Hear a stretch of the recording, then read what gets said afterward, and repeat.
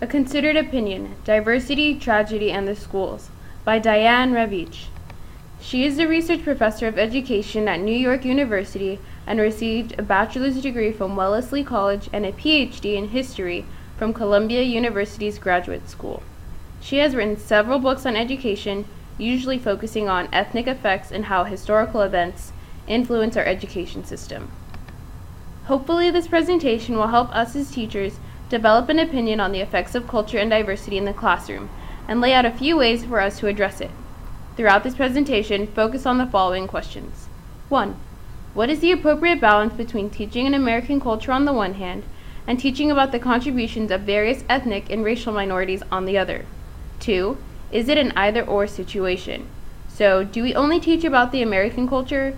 Do we only teach about the contributions of minorities? Or do we teach about both? Two key terms in my article are assimilation and multicultural education.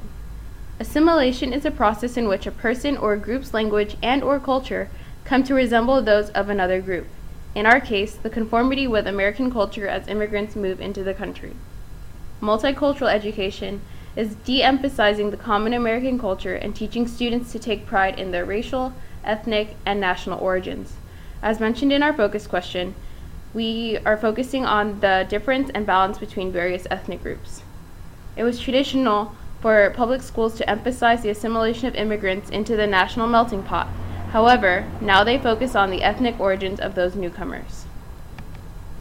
In the early years, students were given basic knowledge and skills needed to succeed as an adult. They were taught to speak, read, and write a common language, in this case, English, making their transition into American society a little easier. They were also taught different habits of good hygiene, appropriate self-discipline and behavior, how to meet deadlines, and how to dress for different situations. Students would also have an understanding of American history, mathematics, and science. However, assimilation ignores the strengths that immigrants have to offer. For example, a public school might not teach the culture of a student from another country or that of a student raised by parents who lived in other countries. It also assumes that American culture is never changing, which contradicts our plan of creating a melting pot, or being a country made up of different cultures.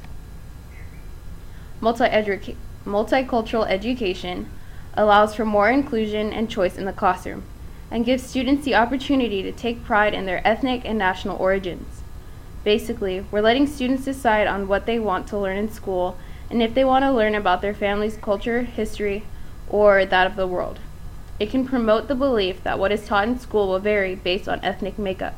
For example, having a predominantly African American school learn a specific set of lessons, and having a predominantly Hispanic school learn another. This can cause a loss of understanding in American culture and divide children racially and ethnically, which usually leads to resentment and alienation. This is my family. Although we come from different ethnic origins, we've all come together as a part of BYU Hawaii's melting pot.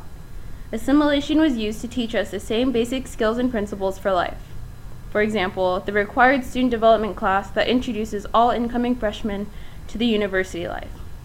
In some cases, people may ignore or set aside one's individual needs, but with the use of multicultural education, we can be taught several ways to overcome communication and social barriers.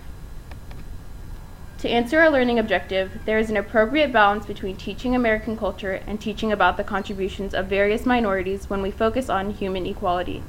We should remind students that we all come from the same boat regardless of race, ethnicity, or place of origin. We should honor the strong and positive values that children bring from home and give the student access to the best American heritage.